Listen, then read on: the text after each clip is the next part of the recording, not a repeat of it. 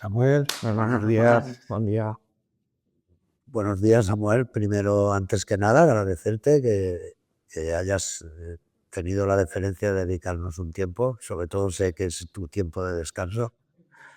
Pero bueno, creo que es importante que hagamos estas cosas y visualicemos un poco para que sirva ayudar a otras personas, ¿no? Al menos ese es el cometido. Eh, bueno, a mí me gustaría empezar haciéndote algunas preguntas, pues eso, que nos hemos hecho todos, ¿no? Y un poco para que tú vayas desarrollando un poco cómo ha sido tu proceso, ¿no?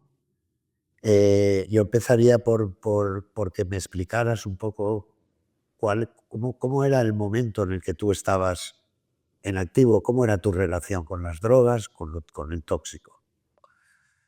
Pues la relación, bueno, el inicio del consumo de drogas, ¿no? Allá por 14, 15 años, pues imagino como todas las personas fue un inicio lucrativo, aunque sí que había un pequeño matiz donde sí que intentaba aliviar un poco ese dolor emocional o psicológico, esa introversión, esa dificultad de poderme comunicar con la gente, y que en el momento aparecieron las drogas en mi vida es como que eso se diluyó y podía ser un poco más libre, ¿no? Conforme voy avanzando los años, esta libertad se fue convirtiendo en algo que me perjudicó enormemente, porque lo que causó es totalmente una adherencia tan grande al consumo que no sabía vivir sin él. Se convirtió en mi núcleo y tal, llegando a perjudicar en todos los ámbitos que rodeaban mi vida. Intrapersonal, conmigo mismo, cada vez estaba mucho más destrozado. A nivel familiar no existía, me cargué todo el sistema familiar, me aparté de todas mis relaciones, de mis amigos, y se convirtió en un consumo totalmente solitario Ujú. y bueno, pues sufriendo muchísimo. Y digamos que te forzó a esconderte de todo, ¿no? Exactamente, Ujú. exactamente. ¿Y cómo fueron los episodios más duros que tú viviste en aquel momento? Uf, sobre 17, 18 años empezaron a detectarme, a diagnosticarme de la epilepsia con las diferentes crisis. Los neurólogos y todos los médicos me hacían mucho hincapié que el consumo lo único que hacía era incrementar estos episodios de epilépticos. Y tengo muchos recuerdos de sentarme junto a mi familia, de sentarme junto a amigos de mucha confianza, a lágrima viva pidiéndoles que me ayudaran a aliviar este consumo, porque sabía que me estaba matando. Aparte luego me salieron problemas también cardiovasculares, entonces sabía que esto me estaba perjudicando y me estaba matando, ¿no? Y aún así no podía salir de esto, no podía parar de consumir. Y esa sensación de esclavitud, esa sensación de estar continuamente saltándote a ti mismo sin parar, pasando por encima de tus familiares, pasando por encima de tus amigos y más terrorífico aún, pasando por encima de ti mismo, me llevó a un proceso ya de... Sí, sí, sí. Bueno, yo tengo la suerte de haberte conocido en aquella época. Por suerte, la verdad, porque así es un placer trabajar contigo y estar contigo. Pero recuerdo esos episodios, esos puntos en los que perfectamente, en los que uno sufre por él, sufre por su esclavitud, como tú dices, pero también sufre porque hace sufrir Exactamente. a los suyos, ¿no? Y entonces, eso duplica el sufrimiento, ¿no? Del adicto. Aún así empezaste joven, ¿verdad? Sí, sí. Empecé, pues, como he dicho antes, sobre los 14 años y el ingreso, lo que es A el sufrir, a proceso, sufrir. a sufrir es desde los 16, 17 años hasta los 22, que es cuando ya realicé el ingreso por una situación de sufrimiento y al final que decidí terminar con todo el sufrimiento y realizar un acto totalmente, ahora mismo lo veo como un grito de ayuda al cielo, ¿no? Que fue intentar pues quitarme del medio de cualquier forma, pues esos 6 años fueron devastadores, Horribles. horribles. Sí, recuerdo aquel Samuel cuando llegó. Bueno, eh, ¿cómo definirías tú el proceso de recuperación?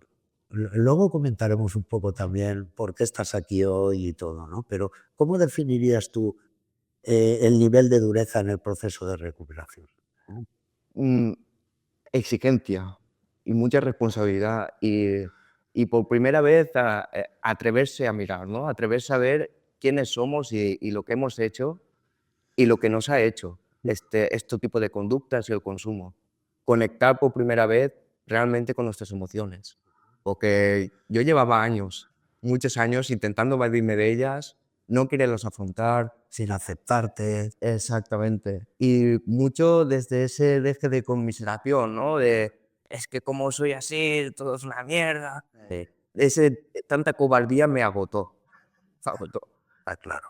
Entonces empezar a cada vez a exigirse un poco más, empezar a conocerme, empezar a aceptarme, sí que fue un proceso largo, Ajá. este proceso de aceptación y de trabajar conmigo mismo, pero bueno, es totalmente enriquecedor.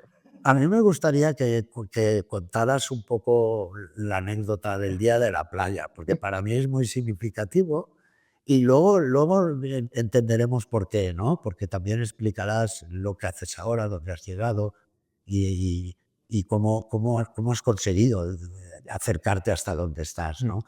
Pero yo creo que todo empezó aquel día, ¿no? Empezó un día en la playa, ¿no? Si no mal recuerdo.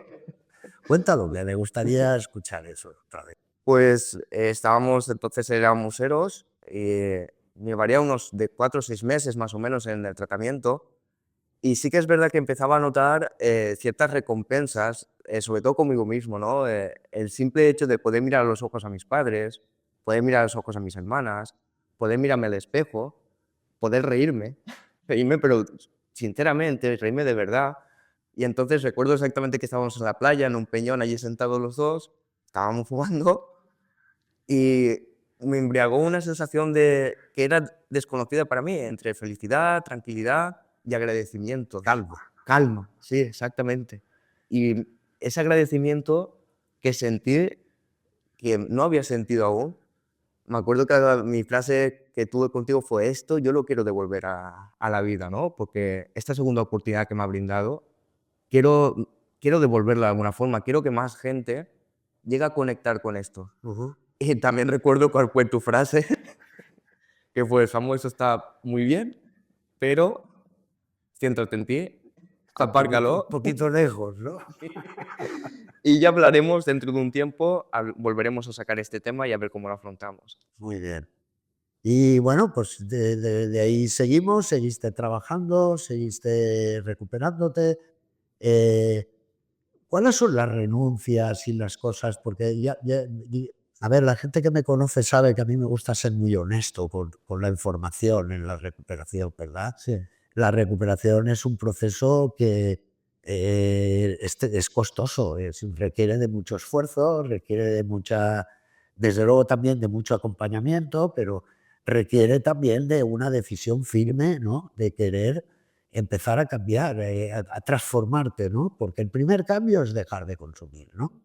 Esa fase se pasa, es dura, pero luego hay que hacer el proceso de transformación, ¿no? Entonces, ¿cómo definirías tú eh, qué, qué- qué te produjo más frustración, más desencanto? Porque esas cosas también han pasado, ¿no? En algún momento, toda la recuperación. Pues más que desencanto, lo que tengo presente es sobre todo lo que más me costó, ¿no? Y durante, no diría toda mi vida, pues sí desde muy entrada a de la adolescencia temprana, yo soy una persona muy obsesiva. Se notaba mucho con la guitarra, ¿no? Echándole muchísimas horas a la guitarra. Esto luego en el proceso de recuperación se representó de otra forma diferente, con el deporte, con la comida, con los elordios, Con el orden. con el orden geométrico también.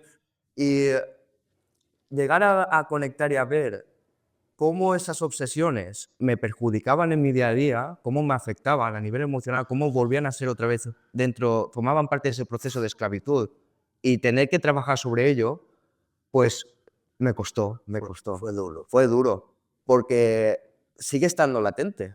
Yo siempre me gusta interpretar que hay tendencias, hay ciertos rasgos de nosotros que siguen latentes ahí y que debemos seguir observándolos para no caer otra vez en las trampas, ¿no? Por decirlo así. Correcto, correcto. Es lo que yo siempre digo, ¿no? El cambio está muy bien, pero el punto óptimo es la transformación, Sí. ¿no? Esa es la que cuesta, ¿no? Es decir, vale, quiero dejar de seguir siendo esa persona que fui, ¿no? Pero quiero intentar crear una versión mejor de mí, ¿no? Exactamente. ¿Vale? Solo con ese proceso se puede llegar al punto de devolver algo a los demás, ¿no? Porque eso es lo que te ha permitido tener la confianza, ¿vale? Bueno, pasamos todos esos procesos que fueron en algunos momentos duros, porque suelen pasar en las recuperaciones, y cuando llegó el momento que estabas preparado, que consideramos el equipo que estabas preparado, decidiste retomar un poco digamos, tus perspectivas de formación, ¿no? Vale. También recuerdo el día que viniste y me dijiste que querías ser psicólogo. Vale, me encantó aquel momento. Vale, llegó ese momento y te lo propusiste, ¿no? Sí. Bueno, ¿y cómo fue todo ese cambio? El principio duro, porque mi relación con los estudios durante toda mi vida había sido nefasta, exceptuando, como comentaba antes, la guitarra, pero realmente eso no suponía un esfuerzo para mí, era más bien una obsesión, ¿no? Entonces, cuando uno se empieza a retomar los estudios, a retomar ese proceso de aprendizaje, se da cuenta de que tiene muchísimas carencias, tiene muchas inseguridades, tiene muchos miedos, tiene muchas carencias de habilidades sociales, de cómo comunicarse con sus compañeros o de trabajar en equipo. Y entonces son pequeñas fases Sí, sí. donde uno va superándose día a día. Pero la verdad es que fue muy enriquecedor también, porque creo que es vital importancia reconocer esas carencias y ir superándolas siempre acompañado, ¿no? Me acuerdo de muchas terapias grupales donde yo verbalizaba estas inseguridades, estos miedos, incluso el propio miedo al fracaso, ¿no? Y entonces, pues gracias a todo el equipo terapéutico, gracias a los psicólogos, al apoyo psicológico también, pues pude ir solventando cada una de estas etapas. Correcto. Sí, porque parece mentira, ¿no? Pero sacarte del zulo, lo que tú llamabas el zulo, ¿no? Que era tu lugar de consumo, sacarte del zulo, llevarte a un proceso de aislamiento, tal, no sé qué, y de repente verte en una universidad, ¿no? Habiendo aprobado un acceso, habiendo conseguido nota, eh, jolín, es un cambio importante, ¿no? Eso sí que es una transformación, ¿no? Sí, y sigue siendo igual de dura que al principio el cambio, ¿no? Como digo, o al menos esa es mi teoría. Bueno, y actualmente, ¿qué haces ahora? Bueno, pues ahora estoy en el centro de ingresos, en Moneo, intentando ayudar todo lo posible a la gente con su acompañamiento, sobre todo en las primeras etapas de reinserción en lo que es el tratamiento.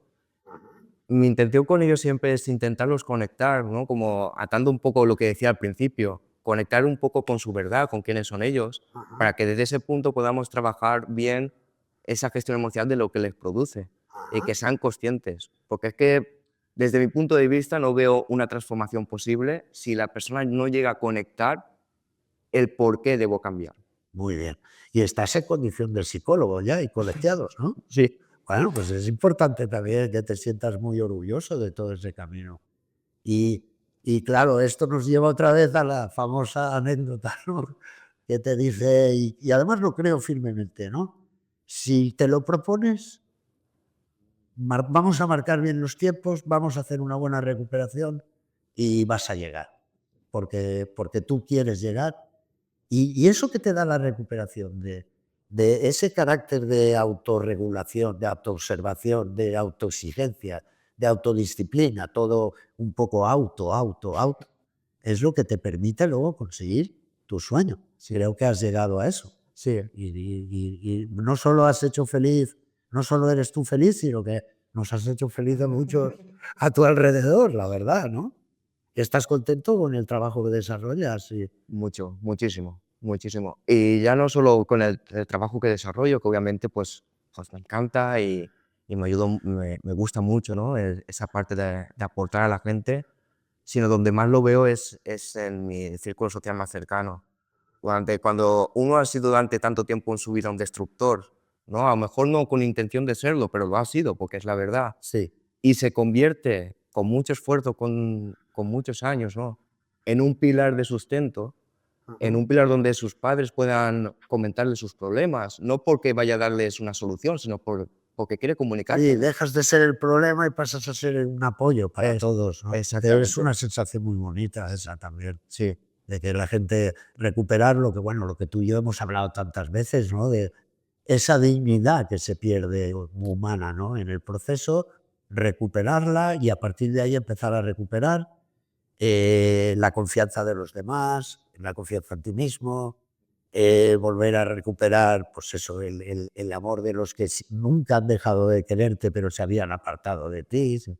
Todo eso también es bonito y es parte de ese, digamos, logro, aunque tú ya sabes cómo pienso yo, ¿no? Esto es una carrera de fondo y nos moriremos recuperándonos, Sí. los adictos, ¿no? Pues bueno, ese proceso seguirá y si va acompañado de poder ayudar a los demás a entender, a producir ese cambio y esa transformación, pues es satisfactorio, ¿verdad? Sí, sí, mucho. Bien, pues nada, un placer tenerte en el equipo. Ya llevas tiempo, ya llevas años en el equipo y a seguir creciendo, Samuel. A no parar. Bien.